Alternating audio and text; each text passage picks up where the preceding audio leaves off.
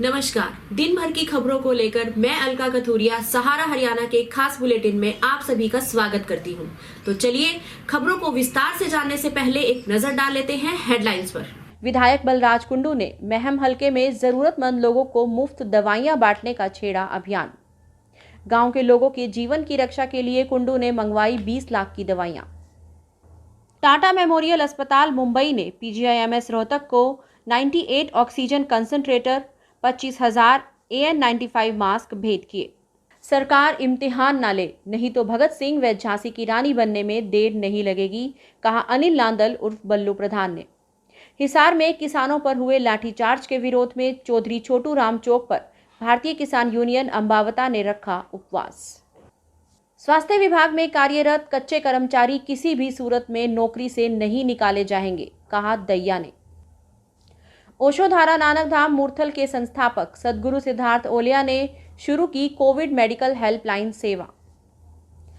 सरकार पर मीडिया के सामने जमकर बरसे कांग्रेस के राष्ट्रीय महासचिव रणदीप सिंह सुरजेवाला ने जुलाना के सरकारी अस्पताल में बांटे पीपीई किट और मास्क।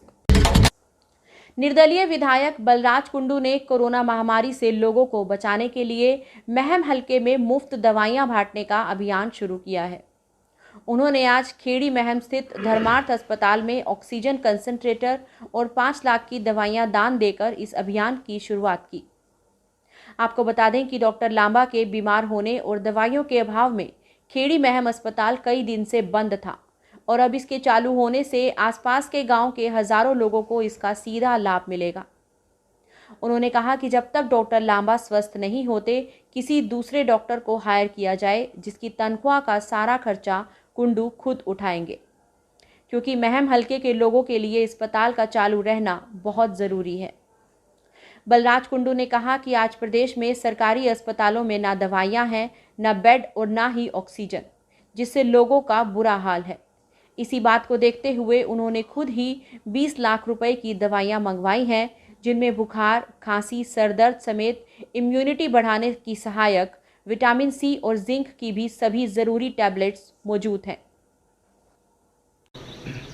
इसी प्रकार में तो 20 लाख रुपए की दवाइयाँ पूरे हल्के में जो गरीब लोगों के 7-7 दिन के कोर्स के लिफाफे बनवा दिए मैंने, तो वो कल से मैं बंटवाने चालू कर रहा हूँ। तो मेरा प्रयास ये है, जहाँ तक भी, क्योंकि ये जो बीमारी है ये पहले 5 से 7 दिन इसके अंदर अगर प्रॉपरली कंट्रोल हो जाता है, ये लंग्स में नहीं जाती, तो फिर इसका बचाव पूरा हो जाता है। लेकिन पहले 5-7 दिन की अगर लापरवाही रहती है तो फिर ये लंग्स में जाने के बाद में बड़ी दिक्कत करती है। तो मेरा प्रयास ये है कि मैं अपने हल्के के लोगों को जितना इसके प्रति अवेयर कर सकूं, और जो ये कोर्स है, ये दवाइयाँ बंटवा गरीब लोगों को इसका फ़ायदा मिल जाए, क्योंकि वो सामर्थ्य नहीं होते कई बार जो है ना, दवाइयों के आर्थिक उसकी वजह से लोकल डॉक्टर से छोटी मोटी लेकर उसको लाइट ले लेते हैं, बुखार की गोली ले ली वो घर में। इसको ये लाइट लेने का बीमारी नहीं है, इसको प्रॉपरली जो है ना, इसमें विटामिन सी, जिंक वगैरह सारी चीज़ें जो है वो बॉडी की रिक्वायरमेंट के अनुसार, ताकि बॉडी के अंदर इम्यूनिटी उसकी पूरी बड़ी रहे, जिससे उसको इस महामारी से लड़ने में शरीर पूरा अपना सक्षम हो। वो कहते हैं ना कि इंसान जहां अपना युवा जीवन पढ़ाई करते हुए व्यतीत करता है, उस स्थान से बेइंतहा प्यार हो जाता है और कभी भी उस जगह को भूल नहीं सकता। हमेशा प्रयास करता है कि उस जगह के लिए कुछ बेहतर किया जाए। ऐसा ही कुछ पंडित भगवत दयाल शर्मा स्वास्थ्य विज्ञान विश्वविद्यालय के ऑर्थो विभाग के एल्यूमनाई डॉक्टर आशीष गुलिया ने किया। उन्होंने पीजीआईएमएस को 98 ऑक्सीजन कंसंट्रेटर और 25,000 N95 मास्क टाटा मेमोरियल अस्पताल मुंबई की तरफ से भेंट करवाए। इसके बारे में विस्तार से जानकारी देते हुए कोविड-19 के स्टेट नोडल अधिकारी एवं प्लमोनरी एवं क्रिटिकल केयर मेडिसिन विभागाध्यक्ष डॉक्टर ध्रुव चौधरी ने बताया कि पीजीआईएमएस के ऑर्थो विभाग के एल्यूमनाई डॉक्टर आशीष गुलिया आजकल टाटा मेमोरियल अस्पताल मुंबई में कार्यरत हैं। उन्होंने बताया कि खुशी हो रही है कि टाटा मेमोरियल कैंसर हॉस्पिटल ने पीजीआईएमएस को 98 ऑक्सीजन कंसंट्रेटर्स और 25,000 N95 मास्क जो बाहर से डोनेशन में आए थे एज ए गुडविल जेस्चर करते हुए दिए हैं। उसके लिए as a state nodal officer as head of the department of pulmonary critical care unit से और पूरी हरियाणा सरकार की ओर से, यूनिवर्सिटी की ओर से, हमारे vice chancellor professor doctor OP Kalra, director doctor Rohtas Yadav और सभी फैकल्टी, रेजिडेंट्स और स्टूडेंट्स और नागरिकों की ओर से धन्यवाद करना चाहता हूँ।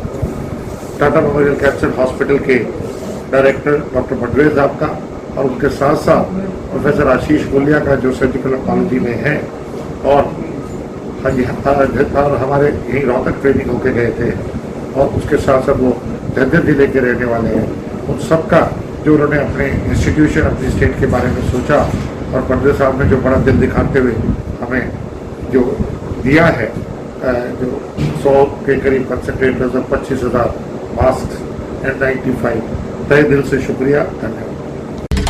भारतीय किसान यूनियन अंबावता के प्रदेश अध्यक्ष अनिल नांदल उर्फ बल्लू प्रधान के नेतृत्व में सोमवार को चौधरी छोटू राम चौक पर एक दिन का उपवास रखकर सरकार और प्रशासन के खिलाफ जमकर नारेबाजी की गई। उपवास के दौरान भाकियू जिलाध्यक्ष रणधीर उर्फ काला, प्रदेश संगठन सचिव चांद सिंह कुंडू, बलबीर गिरावट, अमरजीत राणा और ईश्वर सिंह चहल मौजूद रहे। अनिल नांदल उर्फ बल्लू प्रधान ने कहा कि सरकार किसानों के सब्र का इम्तिहान ना ले, नहीं तो वे भगत सिंह और झांसी की रानी बनने में देर नहीं लगाएंगे। उन्होंने कुंभकर्ण की नींद में सोई सरकार को जगाने के लिए एक दिन का उपवास रखा, सरकार और प्रशासन के खिलाफ जमकर नारेबाजी की। बल्लू प्रधान ने कहा कि सरकार कोरोना की आड़ लेकर किसानों पर अत्याचार करना छोड़ दे, नहीं तो इसके गंभीर परिणाम भुगतने पड़ेंगे। भाई, कल जो सरकार ने हमारे किसान भाइयों के साथ जो जाति की है हिसार में, देखो मैं तो गया नहीं था क्योंकि मेरे बच्चे बीमार हो रहे हैं और मेरे संगठन के आदमी जा रहे थे, उनके चोट भी काफ़ी लग रही है।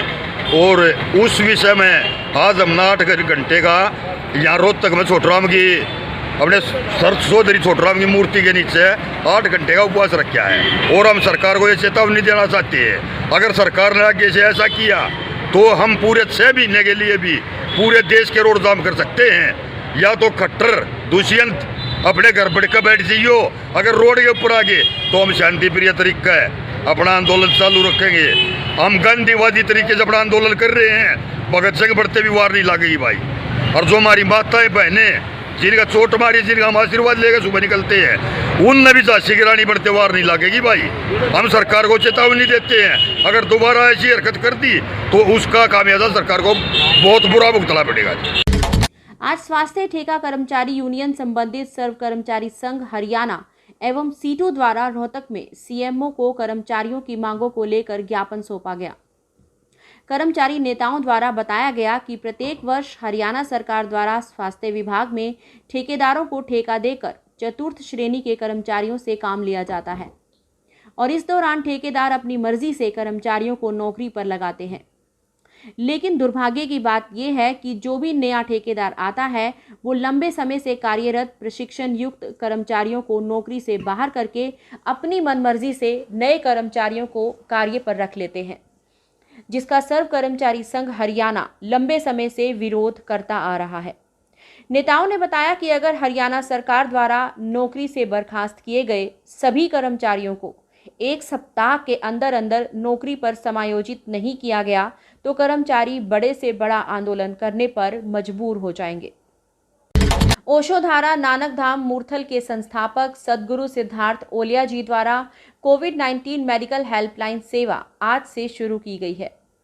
प्रतिदिन शाम को 5 से 6 बजे ओशोधारा के वरिष्ठ साधक doctor Naresh Jyoti, doctor Vijay, doctor BS Sindhu, doctor Sudhir और डॉक्टर निखिल पाठक उपलब्ध रहेंगे। इसके साथ ही सदगुरु ने आज जगत गुरु आदि शंकराचार्य की जयंती पर सभी साधकों को शुभकामनाएं दी।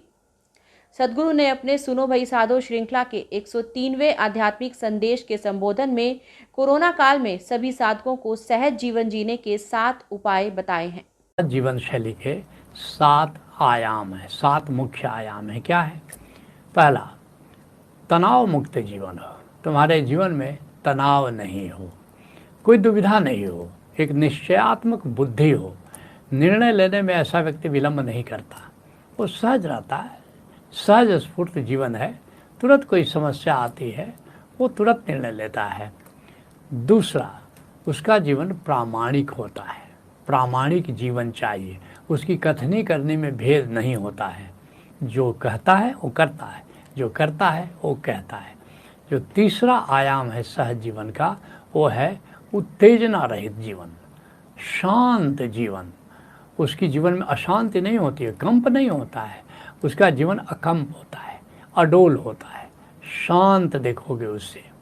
जो चौथा आयाम है उमंगमय जीवन, कोई निराशा नहीं, कोई हताशा नहीं, वो ऊर्जावान होता है, हमेशा देखोगे उत्साह में है, सद्य स्नात है, वो हमेशा देखोगे उल्लास से भरा हुआ, उमंग से भरा हुआ है। फिर पांचवा आयाम है आनंदित जीवन, वो हमेशा देखोगे प्रफुल्लित रहता है, खुशहाल रहता है, खुश रहता है, आनंदित रहता है, उसके जीवन में एक मुदिता पाओगे। जो छठा आयाम है वह प्रेम पूर्ण उसका जीवन होता है, वो प्रेमल होता है, सबके प्रति केयरिंग होता है। और जो सातवां आयाम है वो है उत्सवपूर्ण जीवन, वो सबके साथ अपना प्रेम बांटता है, अपनी खुशियाँ बांटता है। ये 7 आयाम हो तो समझ लेना कि उसका जीवन एक सहज जीवन है, सरल जीवन है। भारतीय राष्ट्रीय कांग्रेस के महासचिव रणदीप सिंह सुरजेवाला ने जुलाना के सीएचसी में जाकर डॉक्टर्स को कोरोना महामारी से लड़ने से बचने के लिए पीपीई किट और मास्क और सैनिटाइजर भेंट किए। उन्होंने कहा कि सेवा और समर्पण अभियान के तहत भारतीय राष्ट्रीय कांग्रेस अपने साथियों के साथ मिलकर जुलाना व जींद जिले के सफीदो, नरवाना, उचाना आदि में सभी सरकारी अस्पतालों, प्राइवेट डॉक्टर और ऐसे क्लिनिक पर पीपीई किट, हैंड सैनिटाइजर और सोडियम हाइपोक्लोराइड की दवाई मुफ्त में उपलब्ध करवा रही है, ताकि वे इस महामारी के दौरान स्वयं भी सुरक्षित रहें। रणदीप सिंह सुरजेवाला ने कहा कि वर्तमान में प्रदेश के हालात बहुत बुरे हैं। प्रदेश की जनता इलाज के लिए भटक रही है। अस्पतालों से ऑक्सीजन गायब है, दवाइयां गायब हैं, लेकिन मुख्यमंत्री मनोहर लाल खट्टर, उप मुख्यमंत्री दुष्यंत चौटाला जनता के बीच से गायब हैं। जिस जनता से सरकार ने पर्ची ली थी, अब उसी जनता से वो बहुत दूर है और इस महामारी में देश की जनता को तड़पने के लिए छोड़ दिया है। कांग्रेस पार्टी ने अपने सेवा और समर्पण अभियान में आज जुलाना और सफीदों, इन दोनों शहरों के अंदर आज 2 चरणों का सेवा समर्पण अभियान शुरू किया है। इस सेवा और समर्पण अभियान के अंदर हम हर सरकारी अस्पताल, हर प्राइवेट अस्पताल, हर प्राइवेट डॉक्टर, चाहे वो कोरोना का इलाज कर रहे हैं या जहां कोरोना का मरीज आ सकता है, चाहे कोरोना अस्पताल ने भी हो, वहां तक हम पीपीई किट, सोडियम हाइपोक्लोराइड का सोल्यूशन और हैंड सैनिटाइज़र पहुंचाएंगे। इसके साथ साथ हमारा जो पुलिस स्टेशन है उसके अंदर भी वो साथी भी ये काम करते हैं, वहाँ तक भी ये पहुँचाने का प्रयास करेंगे। इसके पूरा ज़िला आज हम संपूर्ण कर लेंगे। ज़िले में कोई आज सरकारी अस्पताल या प्राइवेट अस्पताल नहीं बचेगा जहाँ तक अपने साथी ना पहुँच गए हों। हम इसके साथ साथ सोडियम हाइपोक्लोराइड का चार्ली टोर्नेडो मशीन से छिड़काव भी करवा रहे हैं। मैं भाइयों से चर्चा कर लूँगा, जहाँ तक हो सकेगा अपने यहाँ भी ये प्रयास हम करेंगे जुलाना के अंदर, शहर के अंदर। साथियों, कांग्रेस पार्टी तो सेवा में लगी है, पर जिस दुष्यंत चौटाला और नरेंद्र मोदी जी ने और मनोहर लाल खट्टर जी ने पर्ची ली थी लोगों की, दिल्ली में सरकार बनाई, हरियाणा में सरकार बनाई, वो कहाँ है? आज ऑक्सीजन कहाँ गुम हो गई हरियाणा की? हरियाणा को चाहिए 400 टन ऑक्सीजन, मिलती नहीं 250 टन भी। लोग बगैर ऑक्सीजन के मरे जा रहे हैं। हरियाणा में जीवन रक्षक दवाइयाँ कहाँ गई? हरियाणा में आज रेमडेसिविर का इंजेक्शन मिलता नहीं, पर 30,000 रुपया ब्लैक मार्केटिंग में उपलब्ध है। आइवरमेक्टिन का इंजेक्शन 5,000, 7,000 से 10,000 रुपये की ब्लैक में मिलता है। टोसिलाजोम का इंजेक्शन परमात्मा करे किसी को ज़रूरत ना पड़े, पड़ गई तो 10 लाख रुपए में की ब्लैक में मिलता है टोसिलाजोम का इंजेक्शन। वेंटिलेटर की ज़रूरत पड़ जाए तो कोई वेंटिलेटर अपने पास उपलब्ध नहीं। अस्पताल में ऑक्सीजन का बेड उपलब्ध नहीं, अस्पताल में ऑक्सीजन उपलब्ध नहीं। प्राइवेट डॉक्टरों की ऑक्सीजन बंद कर दी गई है। जुलाना, सफीदों, नरवाना, उचाना जैसे कस्बों में तो सरकार ने निर्णय कर लिया कि गैर कोविड मरीज के लिए कोई ऑक्सीजन नहीं, और कोविड मरीज के लिए भी वहां देंगे जहां रिकॉग्नाइज्ड अस्पताल होगा। आप मुझे बताइए, कल को किसी को हार्ट की प्रॉब्लम होगी तो वो खट्टर साहब से पहले लाइसेंस लेके आएगा कि जी हार्ट का अस्पताल है या नहीं। किसी को किडनी की प्रॉब्लम होगी, किसी को दमे की प्रॉब्लम होगी। ये किस प्रकार का कानून है? पैसे का लेन देन हो रहा है कोविड अस्पताल डिक्लेयर करने के लिए। सारे प्राइवेट अस्पतालों को कोविड अस्पताल बनने दो, जो बनाना चाहता है उसको कहो भैया ये तुम्हें अलग वार्ड बनाना पड़ेगा, ये प्रिकॉशन है, इसका डॉक्टर अलग होगा, इसका ये इंतजाम अलग होगा, ये होना चाहिए।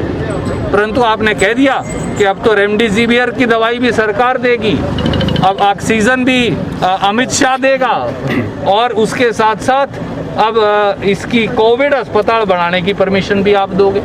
तो लोग क्या करेंगे? लोग मरने लग रहे हैं और सरकार भाग खड़ी हुई है पीठ दिखा के। कोई प्रश्न आप पूछना चाहें? अगर स्वास्थ्य की ऐसी सुविधाएं दिखाई दे रही तो आपकी पार्टी आवाज क्यों नहीं उठाने लग रही है? कोई ऐसा दिन नहीं मेरे साथी। मैं अस्पताल से आपकी जानकारी के लिए बताऊंगा, अस्पताल से 30 अप्रैल को छूटकर आया था। ये 2 मई से अगर आपको किसी ने नहीं भी बताया हो तो आप कृपया करके मेरा फेसबुक और ट्विटर देखिए। कोई ऐसा दिन नहीं जिस दिन 2 शहरों के अंदर मैं स्वयं 25 अस्पतालों में नहीं जाता। आज के लिए इतना ही, फिर मुलाकात होगी हमारे अगले एपिसोड में। तब तक के लिए शुभ रात्रि, शब्बा खैर, नमस्कार।